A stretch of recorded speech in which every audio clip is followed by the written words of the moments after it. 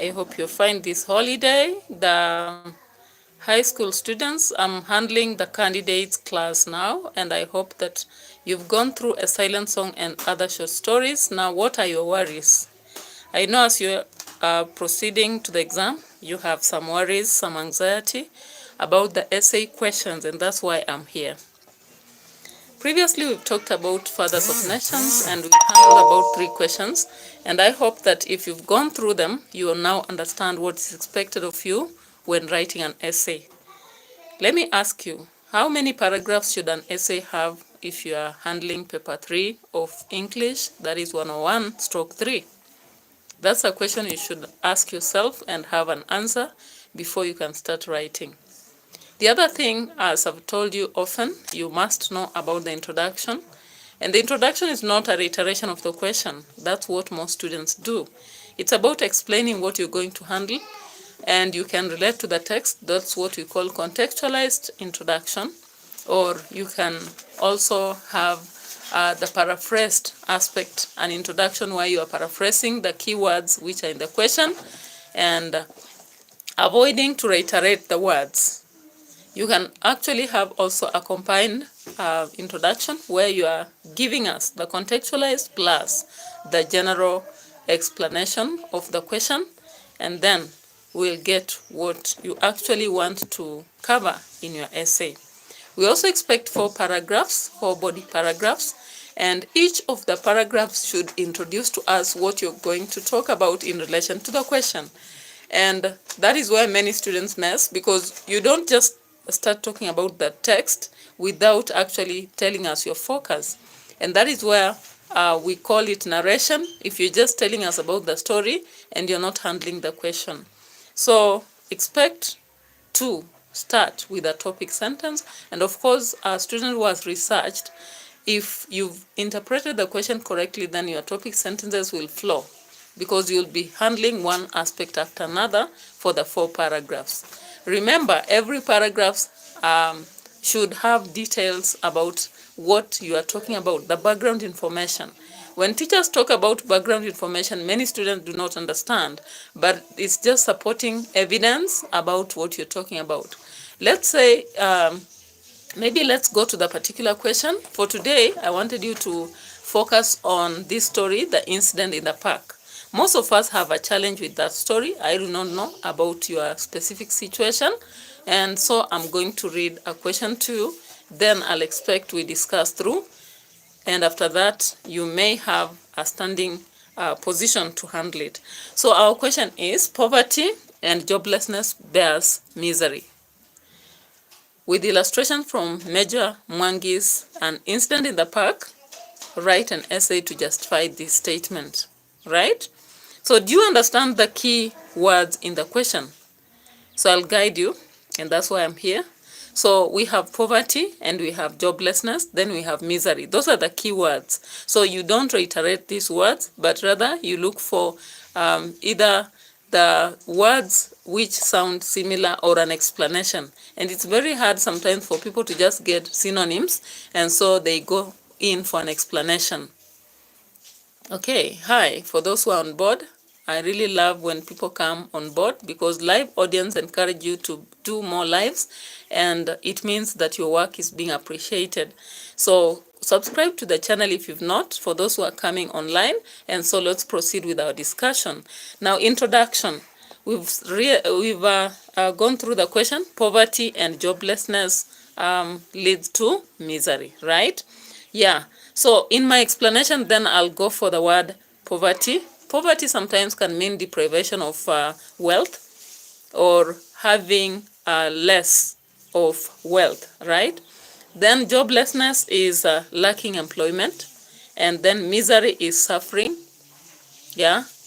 So if you go for the synonyms, then we will say deprivation and lack of employment leads to suffering of citizens or an individual, as it happens in the story, An Incident in the Park. Now, many students are confusing the story and incident in the park with the neighborhood watch and A Silent Song. Do not have such confusion, and the only way is to read the book various times. At least 5 times will do for you. Before the exam, read the text at least 5 times. Hello. Yeah, those coming on board, thank you, and really appreciative. So let's proceed to the next paragraph among the 4 paragraphs I told you about. So my first paragraph will focus on the aspect of joblessness, pointing at a specific area. So that is poverty and joblessness results in pointless destruction of the fish, water, and natural resources. Of course, that's what we see in the story. Now I have to get the background information or the supporting evidence for this. Now, what do we see in the story? We see that there is a drought that affects the park greatly, and the ground is so dusty and brown with bare mess in the city. Now, what happens? There is watering of these delicate flowers. However, the beautiful environment is affected. Even though we have a clear indication that someone should not feed the fish again, by order, we have a loafer who is feeding fish and not with food. We can see he's just giving a cigar. He's also throwing some stones in the specific dam that is in the park. Yeah, so this careless boy tossed debris to the fish and tiny bits of grass and soil that is being directed to the hungry fish, right? Yeah, there are shoals of red and black and white, mass that is covering the part of the dam also. And, this makes the water dirty or rather polluted. We have also fragments that are left of cigar within the park. And as we know, a park is a public place that is supposed to be very clean. However, in this city, we have a dirty environment in the park. Yeah, we have an idler who is also sniggering by the bank of the dam and throwing rubbish into the water, right? Yeah, he stops from time to time raising a hand, and he drops something before, following the darting fish. Yeah, he even shakes his head, and what does he do? He drops a twig. Yeah, look at page 8 and you'll actually see this. Yeah, we also see that there is a lot of frothing mass, yeah, of fish, and so he just picks sand and drops in the water, and so the fish explode around and move. Yeah, he turns and again picks a very large stone and throws again in the water. Yeah, we have the flattened cigarette that is thrown at the fish, and of course they just run away to the center of the pond. The fish flicks its tail, yeah, and then drops. We have this boy who is dropping a bat also on the ground, right? When you check on page 9, you'll see that. Unfortunately, we have also a man that shares a cigar with another. So if you look at this presence of cigar, then you see that there is a lot of pollution that is happening. We have an overgrown dangerous weed that is creating yellow and blue and purple with water lilies within the water. And so it creates a very ugly marsh in the pond. So you cannot actually expect this in a park, public park, right? So it's very clear that when people do not have jobs, this idleness can create a lot of destruction to the environment, as we see in the story, right? Yeah. The next paragraph will focus on a different area. So I'll talk about what it can create, the kind of suffering it can create. Poverty and joblessness results in suspicion from the police. Do we see that in the story? Of course, if you've read this story, you'll see that. That's some kind of suffering. Can you see how suspicion creates suffering to an individual? Of course, we'll see that when we look at the evidence in the story, right? Yeah. So the constables arrest the fruit seller. Yeah. So once they arrest the fruit seller for selling without a license, and they attempt to ask for a bribe, or rather get a bribe from him, yet he just has 5 shillings. What happens? Yeah? Yeah? So they reject it. And even when he pleads, they do not see how they can forgive him, right? If it were a rich man, would this have happened? So the constables just keep quiet, and the hawker thinks of fleeing because he's been nabbed by this man. at a specific hour of the day. So he tries to escape, but he's langed by another man. And even in the moments of the, desperation, yeah, so we see that in moments of desperation, as he tries to run away, what happens? The people crowd and stone him just because the constables have called him a thief, right? Yeah, so if it was a rich man, this wouldn't have happened. But it's out of joblessness and the aspect of poverty that creates this. Somebody was saying that by having employed himself, this is not joblessness. But I would actually assure you, the aspect of employing yourself comes out of joblessness, because if someone employed you and you are satisfied, you wouldn't be employing yourself. And again, look at the kind of job this old man does in the city. You can wonder whether he can afford whatever the family requires, the basic needs. Yeah. So the constables look furtively around after the fruit peddler has been, hit by the crowd, and he's just died. He's been placed in guilt, called a thief, right? In quotes, when he's not. Actually, because he was poor and he was jobless. Yeah, so the constables conveniently withdraw into the city. Yeah, and the police car now draws by. And after that, they are demanding to know what happened, and nobody can explain that, of course. Yeah, so everyone lowers their eyes, and, it's just like there's no witness to offer anything to them. So by the time you are checking on page 12, you will see that this man was mistaken because of the kind of clothes that he was wearing. And of course, the men who were around doubted that he could be anyone of substance as a result of the kind of job he was conducting and the kind of person he was, right? So indeed, out of joblessness, this man loses his life. Now let's get to paragraph 3. I'll focus on a different matter. I hope you're following me and getting the topic sentences and how I'm bringing them out. Poverty and joblessness results in idleness, an aspect that can lead to mental suffering, right? Sometimes we don't suffer physically, economically, but we can suffer just mentally. Yeah. So there are park loungers who spend a lot of time purposely just lying about in the park. Yeah. So they watch the city hall clock and accusingly show a finger at it as it's brushing the glasses and time is running by. And so the dust from the bottom sinks across the highway into the city maze. That's what the author tells us, right, Meja Mwangi? Now, other people shake their heads defiantly at the insistent clocks, right?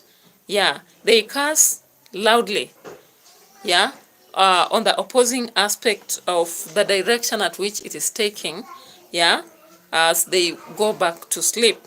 Yeah, they do not know where to go, actually, and the park is the only place they know. So some men just lie about, hiding away, from the hot sun. That's what we are told by Meja Mwangi on page 7, right? Yeah. So by the lake, we can also see a man is paddling vigorously the boat. But a few others are just sitting at the cement bank, and they're swinging their feet just a few inches away. So these are idlers, and they're just reading the signs, do not feed the fish, but they can continue doing it. A hairy loafer, I've already told you on page 8 what the loafer is doing, idling about. So mentally, these people are not all right. Have you ever seen the time you just don't have something to do? You're just sitting, you're just counting time, the clock is ticking, and you don't know what to do. So that is mental suffering, actually. That's the misery. You are in misery, right? Yeah. So it is out of joblessness that these men live a miserable, purposeless life, because man is destined to have a purpose. If you don't have a purpose, then there is some misery. Yeah. The last paragraph, which is our fourth, the body paragraph, that is. So poverty and joblessness result in lawlessness, right? Yeah. If we read this story deeply, these are the evidence that we get for that. Lawlessness, right? Yeah. So the fruit seller knows that it is illegal to sell anything in the city without a license, right? Yeah. But he goes about selling fruits without any. Yeah. Remember, Previously, the judge had threatened to castrate him if he goes to the city and sells such fruits without a license, and then he ends up in the court. You see such embarrassment that this man undergoes as a result of poverty and joblessness. So we see that when he is now held by these cops, he is shouting and saying, this is what I was told by the judge. You can actually imagine what kind of depression or situation he goes through when he is pleading with the constables and they are holding on the fruits and he only has 5 shillings to give them. Yeah, and so he tries to even to leave them the fruits in their hands and run away. Yeah, and he's pleading, telling them that I'll not repeat this. But we know obviously that even if they were to leave him, he could just repeat because he is jobless and at the same time he is poor. Now, when the constables reject the bargain, what happens? He runs desperately, right? And in the process, what happens? He dies. Yeah. So furthermore, we also see the hairy loafer who is carelessly tossing debris, tiny bits of grass and soil to the hungry fish. Yeah. Even though the authority have written clearly, do not feed fish by order. This man goes on throwing the soil. And so if he were to be found, he has conducted an illegal act. So there is lawlessness here. Yeah, so indeed, out of poverty and joblessness, people tend to be lawless, right? Yeah, so the final paragraph that I'll give you, student, is the conclusion. Now, when we are looking at the conclusion, we want to see the transitional words that express conclusion, yeah? Like in conclusion, finally, yeah, in a nutshell, and so forth. So the final aspect is this. In a nutshell, the story An Incident in the Park, yeah, proves that when we lack a way of life, then we are yet to suffer. And therefore, it is clear that a country that has the citizens engaged in their duties and they are better in terms of economics has a better situation than when it's not. Now remember the conclusion, we are not supposed to reiterate the question, but we are supposed to give like a general learning point. We are supposed to use a proverb sometimes, idleness is the devil's workshop. If somebody ends it like that, then it will be clear that you are doing right. Yeah, you can say that indeed from the story and incident in the park by Mwangi, Major Mwangi, we learned that the idle mind is the devil's workshop, as it leads to crime, intimidation, suspicion, destruction of the environment, and all that. Yeah, so is there anything that someone would actually wish me to clarify? If you would actually have some discussion that you would wish on the story An Incident in the Park, I'll be very happy to share with you, because of course our intention is to have students getting the clear understanding of how to handle questions from stories. We've read this story so many times, but you find some students cannot just tell us anything about a question when it is set. And if you look at this story, of course, it's just showing us the challenges of city life. It is also trying to show us the miseries of people who are poor and jobless.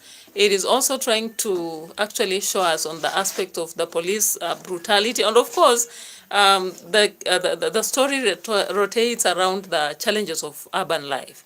And whichever way you will handle a question, it will just come to this.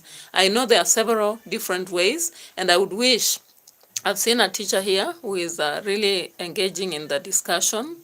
I just think it's a teacher, and that is Mr. Njoroge David, who is actually sharing and saying it's true, whatever I'm sharing here. So I believe that if you are having any question, if you share with students, then they are very clear about how they are supposed to handle questions, because it's very sad if you go marking a script in KCSE and you realize that this student has no idea, no head or tail about what the story and incident in the park is. And you've spent all your, let's say, 2 years reading this story, you've done questions, let's say the mocks and all that. Then finally in KCSE, a question is set and you are unable to answer. It will be very sad. So keep revising, keep listening to such virtual sessions from different people, engage with their teachers in discussions, and use books that are available out there, and also practice, because practice makes perfect. Languages need you to practice a lot. Many students presume that English is not supposed to be read. That's my surprise, because it's a whole subject that somebody goes to study for 4 years, right? And for now, of course, it will be 5 years. You study for 5 years, different units. People go for masters in literature alone and linguistics alone. And so it is unfortunate that some students believe they do not have to read or study English. Should just be studied equally as mathematics and sciences. Because if you really want the courses you need, then it would be necessary that you do the required practice that will make you perfect in handling the essay questions. Otherwise, for now, I'm done with our discussion and I wish you well. I'm so happy about those who came live. Subscribe to my channel for more discussions.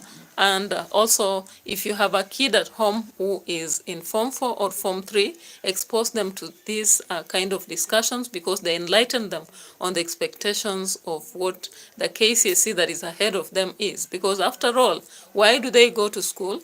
They go to school to study for 4 years, sit for the exam, and get the certificate. And as a parent, you will expect that they come back with a certificate with good grades that will lead them to the courses of their desire. So thank you. Bye-bye.